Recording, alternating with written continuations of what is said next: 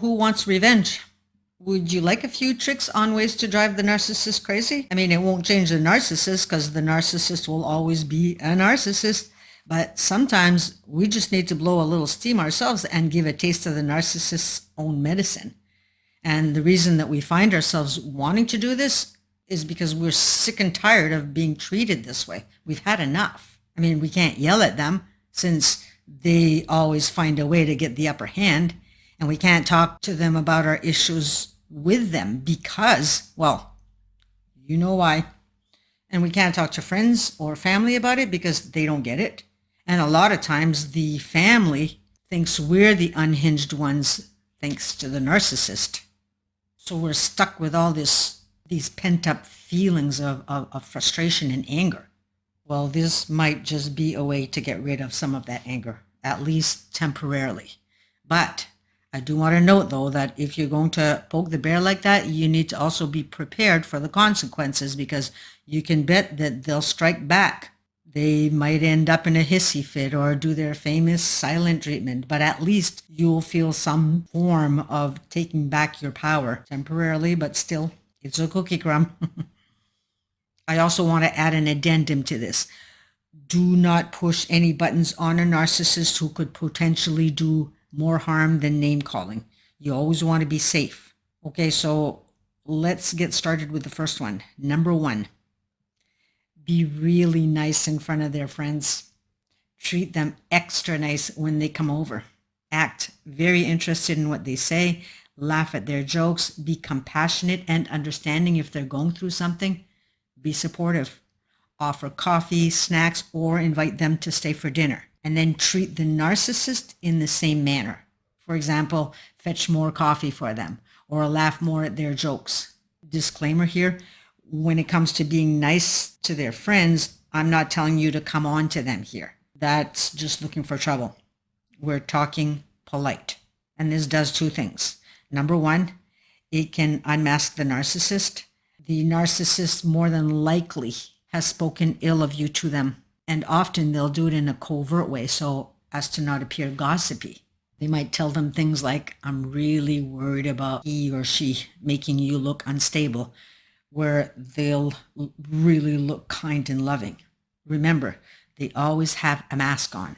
And so by portraying yourself as a really nice person, you get to disarm the narcissist.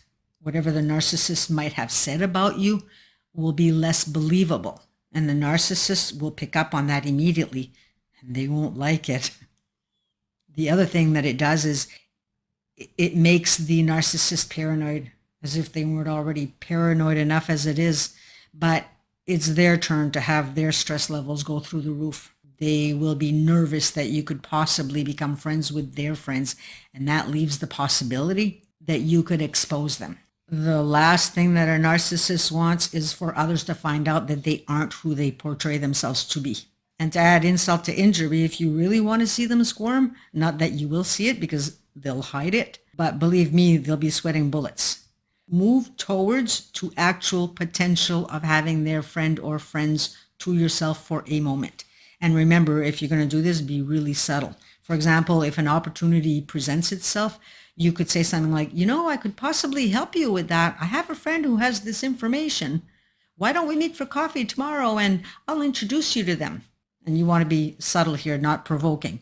You want to look innocent. And you might even ask the narcissist in front of the friend if that's okay with them. So again, you disarm them. They gave you permission. They can't say anything about it afterwards. The next one is you want to gaslight them. And again, I repeat, make it subtle. You might not want to do it during a fight, or you might want to, but they'll probably see the game at this point, so you be the judge. So here's an example. The night before, you want to let them know that you'll be helping them with something, or tell them that you're going to make their favorite meal. So when they come home expecting to have that meal the next day, have sandwiches for dinner or something that they really aren't crazy about. And more than likely, they're going to say something about it because narcissists are always looking to make you wrong, to correct you, to make you feel guilty about things. So they'll say something like, I thought you were making such and such. And that's where you respond by saying, what? I never said that. and look confused. They'll probably try and bring up the memory on yesterday's conversation where you'll say, oh, that never happened. We never had that conversation. You might even want to add something like kissing them on the forehead and say, honey, you must be tired, and then walk away.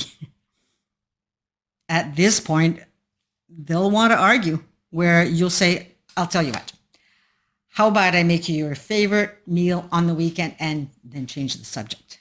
And now you're treating them like a child, innocently, of course.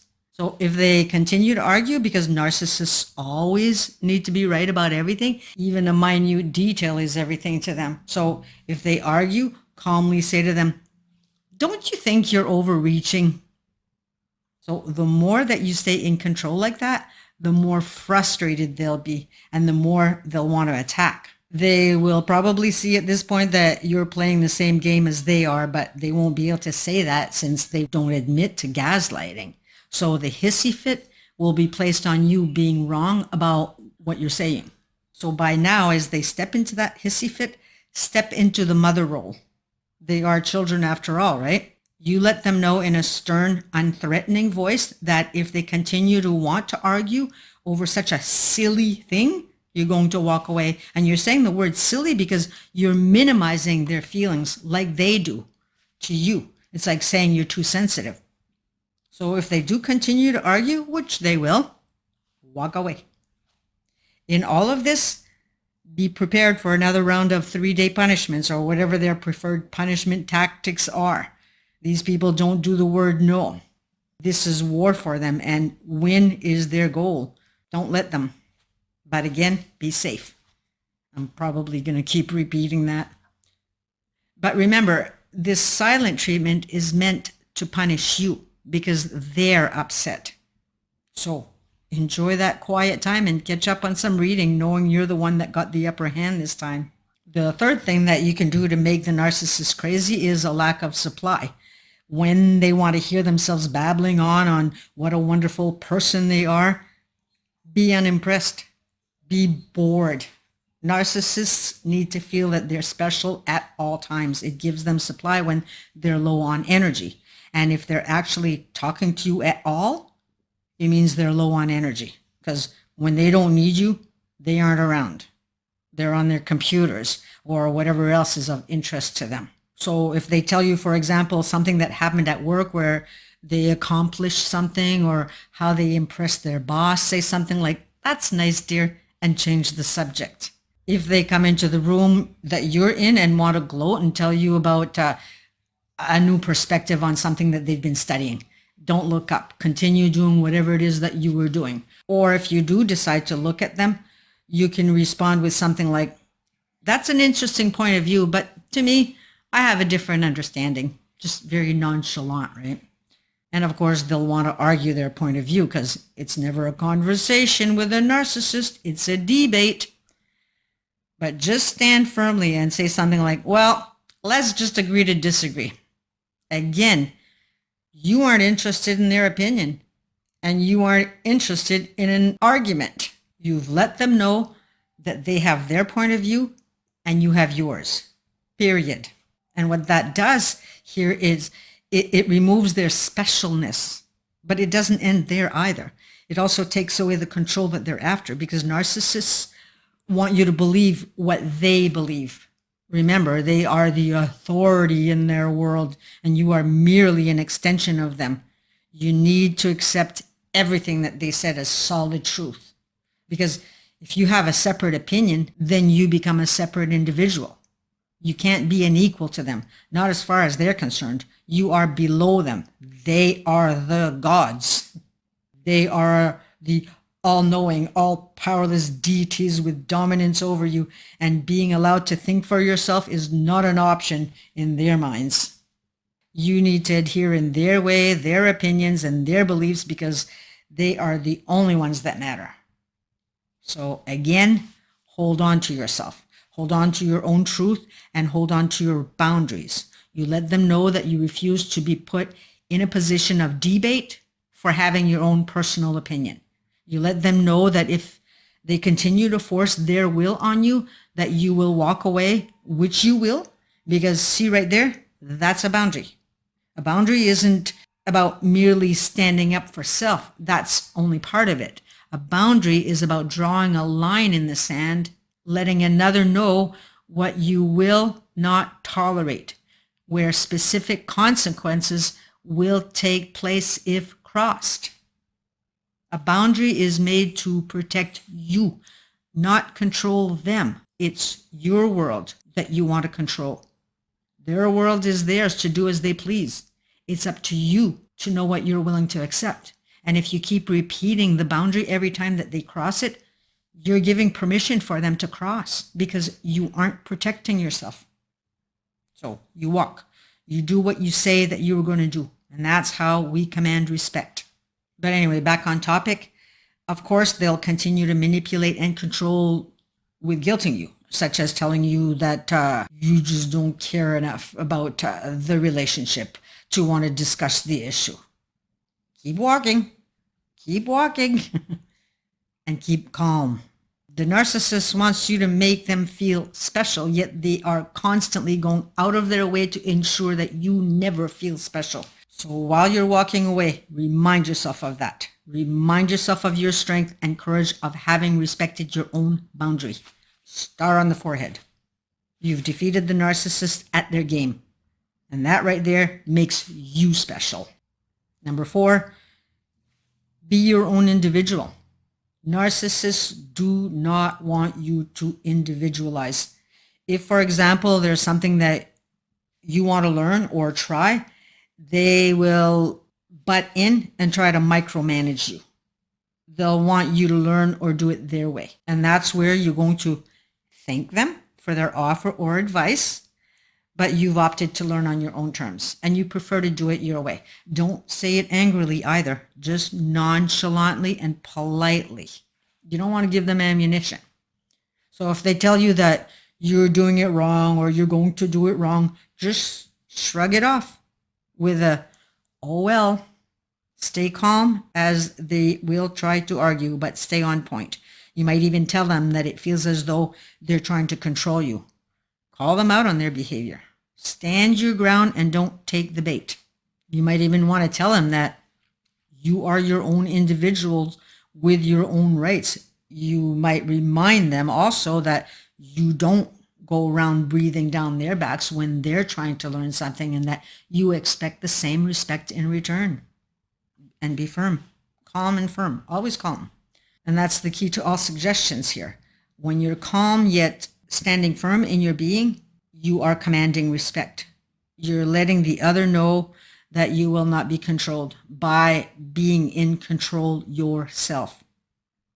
And they will definitely hate that. But being aggressive will never earn you respect. Remember, there is a huge difference between aggressive and firm. Narcissists, they can pick up on aggression and resentment a mile away. They can detect sarcasm a mile away also. But in all of this, you aren't just doing all of this to drive the narcissist crazy.